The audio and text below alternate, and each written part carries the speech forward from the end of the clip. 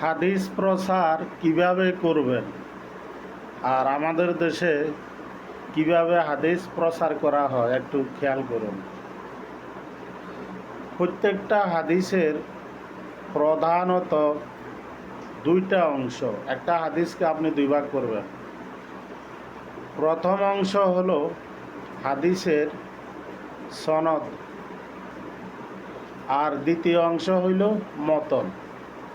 সনদ বলতে সনদ হলো যারা হাদিসটি প্রচার করেছেন তাদেরকে হাদিসের সনদ বলা হয়। আবার হাদিসের সনদ কিন্তু বিভিন্ন রকম হয়ে থাকে, সেটা আজকে আমি বলবো না। আর দ্বিতীয় অংশ হইল হাদিসের মতন, অর্থাৎ হাদিসের মূল বক্তব্য। রাসূলুল্লাহ সাল্লাল্লাহু আলাইহি ওয়াসাল্লাম হাদিসটিতে কি বলেছেন উম্মতকে উদ্দেশ্য করে। এখন আমাদের দেশে হাদিস প্রচার করে বেশিরভাগই মতন প্রচার করে, আর একজন সাহাবীর নাম, বেশিরভাগ ক্ষেত্রে একজন হাদিস প্রচারকের একজনের নামই বলে, অথচ একটা হাদিস কিন্তু শুধু একজনে প্রচার করেনি, সেরকম হাদিসও আছে। ধরুন কালেমায়ে শাহাদা যে হাদিসটাতে আছে আপনার বুখারী হাদিস নং ৮, এই হাদিসটার দুইটা অংশ আছে। প্রথম অংশ হলো হাদিস যারা প্রচার করেছেন, যেমন হাদ্দাসানা উবাইদুল্লাহ ইবনে মুসা। উবাইদুল্লাহ ইবনে মুসা এই হাদিসটি বর্ণনা করেছেন। তারপরে ওনার সাথে আরও সাহাবী আছে, বর্ণনাকারী আরও সাহাবী আছে। কালা আখবারনা হানজালাতা ইবনে আবি সুফিয়ান। হানজালা ইবনে আবি সুফিয়ান বর্ণনা করেছেন, খবর দিয়েছেন। তারপরে আন ইকরামাতা ইবনে খালেদ, এরপরে ইকরামা বিন খালেদ, তারপরে হলো আন ইবনে উমর, উমর রাদিয়াল্লাহু তাআলা আনহু থেকে। তারপরে হলো ক্বালা রাসূলুল্লাহ সাল্লাল্লাহু আলাইহি ওয়াসাল্লাম, হাদিসটি বলেছেন রাসূলুল্লাহ সাল্লাল্লাহু আলাইহি ওয়াসাল্লাম। তো রাসূলুল্লাহ সাল্লাল্লাহু আলাইহি ওয়াসাল্লাম থেকে প্রথমে যে হাদিসটা বলেছেন তিনি হলেন ইবনে উমর। ইবনে উমর যার থেকে হাদিসটি গ্রহণ করেছেন তিনি হলেন ইকরামা ইবনে খালেদ। ইকরামা ইবনে খালেদ যার থেকে হাদিসটি নিয়েছেন তিনি হলেন হানজালা ইবনে আবি সুফিয়ান। তারপরে হানজালা ইবনে আবি সুফিয়ান যার থেকে হাদিসটি গ্রহণ করেছেন, বর্ণনা করেছেন, তার নাম হলো উবাইদুল্লাহ ইবনে মুসা। তো এইভাবে যে কয়জন সাহাবী হাদিসটি বর্ণনা করেছেন তাদেরকে বলা হয় সনদ, হাদিসের সনদ। তো হাদিসের সনদ সাধারণত আমাদের দেশে তেমন একটা বলে না, এগুলো বলে না বললেই চলে। বেশিরভাগ ক্ষেত্রে একজনের নাম বলে, ওই শেষে যে আছে, যেমন ক্বালা আন ইবনে উমর রাদিয়াল্লাহু আনহু ক্বালা রাসূলুল্লাহ সাল্লাল্লাহু আলাইহি ওয়াসাল্লাম। ইবনে উমর রাদিয়াল্লাহু তাআলা আনহু রাসূলুল্লাহ সাল্লাল্লাহু আলাইহি ওয়াসাল্লাম থেকে বলেছেন। তো এইটুকুন বলে, শেষের জনের কথা বলে, কিন্তু আগের সাহাবীদের নামগুলো বলে না। এটা হাদিস প্রচারের একটা দুর্বলতা।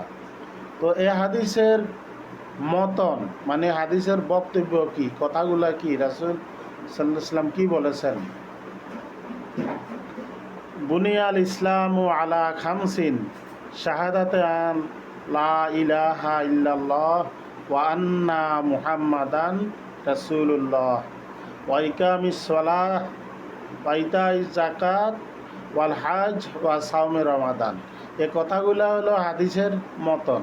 তো এই মতনটা আমি একটা জানাশোনা হাদিস বললাম বোঝার সুবিধার্থে। হাদিসটা তো অনেকেই জানে যে ইসলামের মূল ভিত্তি হলো 5টি। তো প্রথমে হলো যে আল্লাহ ছাড়া কোনো ইলাহ নেই, এই কথার সাক্ষী দেয়া। তারপরে হলো ওয়া আন্না মুহাম্মাদান রাসূলুল্লাহ, মুহাম্মদ সাল্লাল্লাহু আলাইহি সাল্লাম আল্লাহর রাসূল। তো এখানে এই মতনের প্রথম কথা হলো আল্লাহ এবং রাসূলের প্রতি বিশ্বাস স্থাপন করা। প্রথমে আল্লাহ এবং রাসূলকে বিশ্বাস করতে হবে একজন লোক মুসলমান হইতে হইলে। তো তারপরে কি করতে হবে? তারপরে হলো ওয়াইকামিস সলাহ, নামাজ পড়া, নামাজ কায়েম করা, ওয়াইতাই জাকাত, জাকাত প্রদান করা, ওয়াল হাজ, সামর্থ্যবান ব্যক্তি হলে হজে যাওয়া, আর হলো ওয়াসামে রমাদান, রমজান মাস এলে রোজা রাখা। তো এখানে আমি যে কারণে হাদিসটি বলেছি, আমি কিন্তু ওয়াজ করতে আসিনি, হযরত মৌলানা মুফতি হইতে পারি নাই। আমি একজন আল্লাহর বান্দা, রাসূলুল্লাহ সাল্লাল্লাহু আলাইহি ওয়াসাল্লামের উম্মত, এতটুকুই যথেষ্ট মনে করি। তো আমি যে জন্য বলতেছিলাম যে হাদিস প্রচারের দুর্বলতা কোথায়, যে আপনি হাদিস যারা বর্ণনা করেছেন হাদিসের সনদ তাদেরকে বলে, তো সনদ বেশিরভাগই আমরা সংক্ষেপে বলি, কিন্তু প্রত্যেকটা সাহাবীর নাম বলা হয় না।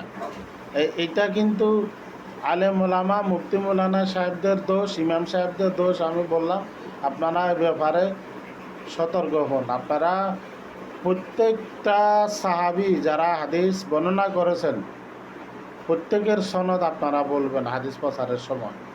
তো টুকটাক এইটুকুন সেইটুকুন এইভাবে হাদিস যে কেউ বলতে পারে, এটা কিন্তু যারা আলেম ইমাম মুফতি মৌলানা তারা বলা উচিত না। তো তাহলে এটা কথা আমরা মনে রাখি, হাদিসের দুইটা অংশ। প্রথম হলো সনদ, যারা হাদিসটি প্রচার করেছেন, আর দ্বিতীয় হলো হাদিসের মতন, হাদিসের বক্তব্য, যে রাসূলুল্লাহ সাল্লাল্লাহু আলাইহি ওয়াসাল্লাম হাদিসটাতে কী বলেছে।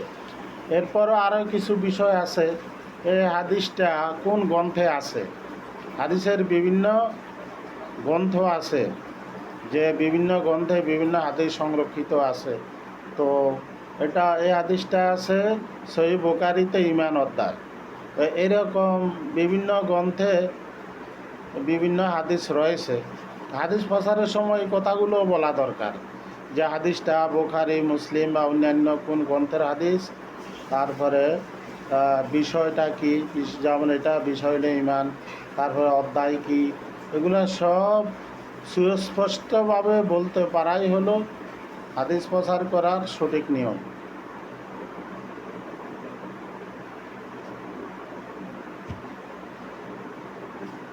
আমি আজকে যে কারণে এই কথাটা বলেছি, আমার ভিডিও অবশ্য সুন্দর হয় না, তারপরেও আমার কথাগুলো যদি সঠিকভাবে ভালো হয় আপনারা গ্রহণ করতে পারেন, যে হাদিসের সনদ সঠিকভাবে প্রচার করা এবং হাদিসের মতন সঠিকভাবে প্রচার করা। এরপরে হাদিসটা কোন গ্রন্থে, কোন হাদিসের কোন ইমাম কোন গ্রন্থে হাদিসটা সংরক্ষণ করেছেন, বিষয় অধ্যায় সব কিছু মিলিয়ে প্রচার করতে হবে। এই সংক্ষিপ্ত টুকটাক আল হাদিস, আল কোরআন, এইসব এইভাবে আল বুখারী এইভাবে প্রচার করলে কিন্তু হাদিসের বা প্রচারের হক আদায় হয় না। মহান আল্লাহ আমাদেরকে বিষয়টি বোঝার তৌফিক দান করুন, আর আমিও যেন আরও সুন্দরভাবে বলতে পারি। আল্লাহ আমাকে তৌফিক দান করুন, আমিন।